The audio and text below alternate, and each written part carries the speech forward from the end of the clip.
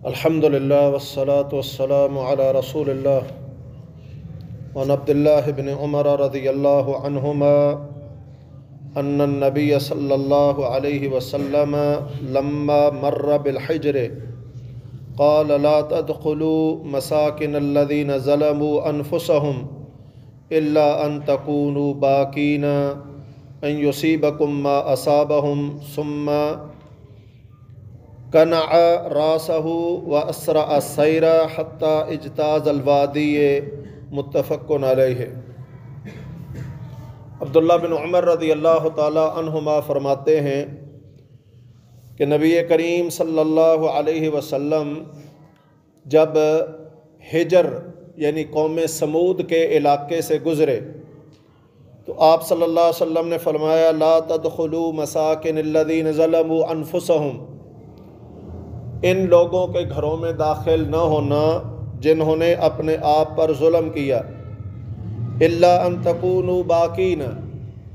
ہاں اگر داخل ہونا بھی چاہتے ہو تو پھر روتے ہوئے داخل ہو جاؤ۔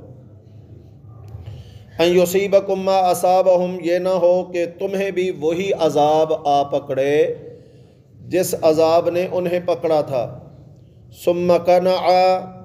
پھر آپ صلی اللہ علیہ وسلم نے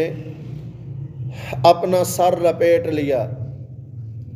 قناعت کے ساتھ یعنی عاجزی کے ساتھ جھکتے ہوئے، راسہ و اسرع السیر، اور آپ چلنے میں تیز ہو گئے،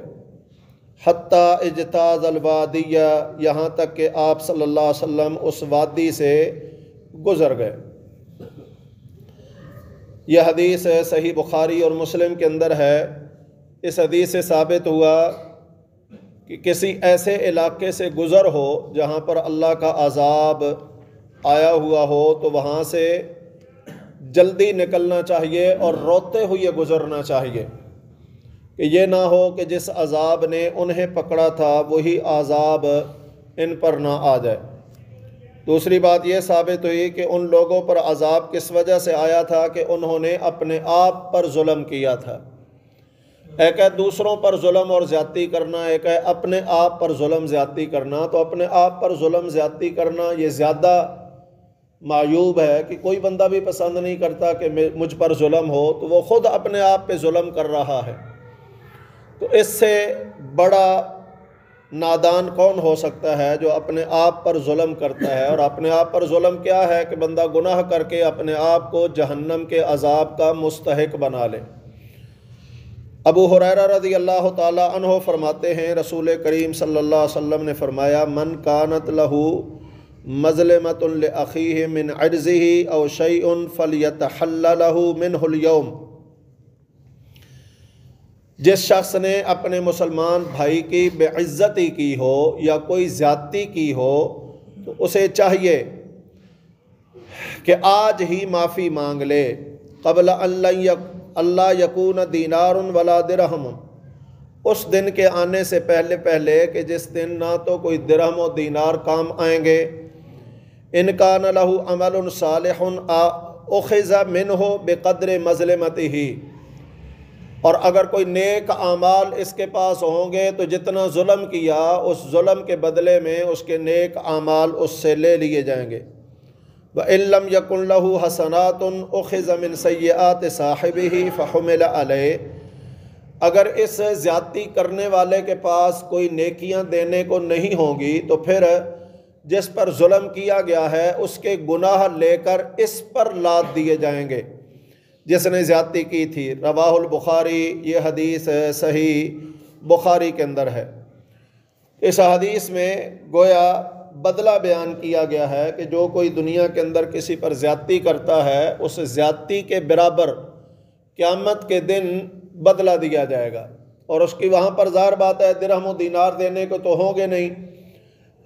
تو پھر بدلے میں یہ دیا جائے گا کہ جتنی زیادتی کی ہے اتنی نیکیاں اس کو دے دی جائیں جس پر ظلم اس نے کیا تھا۔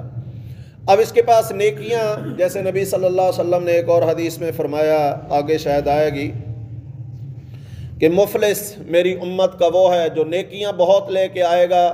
لیکن ادھر سے ایک آئے گا کہے گا اللہ اس نے مجھ پر زیادتی کی تھی تو اس کی نیکیاں اس کو دے دی جائیں گی، ایک ادھر سے آئے گا اللہ اس نے مجھ پر ظلم کیا تھا اس کی نیکیاں اس کو دے دی جائیں گی، یہاں تک کہ نیکیاں بہت لے کے آیا تھا لیکن ساری تقسیم کروا بیٹھا صرف اپنی زیادتیوں کی وجہ سے، غلطیوں کی وجہ سے، دوسروں پر چڑھائی کرنے کی وجہ سے۔ ابھی حقدار لینے والے موجود ہیں لیکن اس کی نیکیاں ختم ہو گئیں تو پھر ان کے گناہ اس پر لادنا شروع کر دیے جائیں گے۔ فرمایا نیکیاں لے کر آیا تھا اور گناہوں کے انبار لے کر جہنم کی آگ میں جا رہا ہے، یہ میری امت کا مفلس ہے۔ تو گویا اگر ہم کسی پر زیادتی کر رہے ہیں، کسی کا حق مار رہے ہیں تو اس کا کچھ نہیں بگاڑ رہے، اس کا تو فائدہ ہی کر رہے ہیں، نقصان تو اپنا کر رہے ہیں کہ کل اپنی نیکیاں اسے دینا پڑیں گی اور اس کے گناہوں کا بوجھ اٹھانا پڑ جائے گا۔ اللہ ہمیں ایسی زیادتیوں ظلموں سے محفوظ رکھے اور ہمیں اللہ سبحانہ و تعالیٰ نرمی والا، خیر خواہی والا، ہمدردی والا بنا دے۔ اقول قولی ھذا واستغفر اللہ لی ولکم۔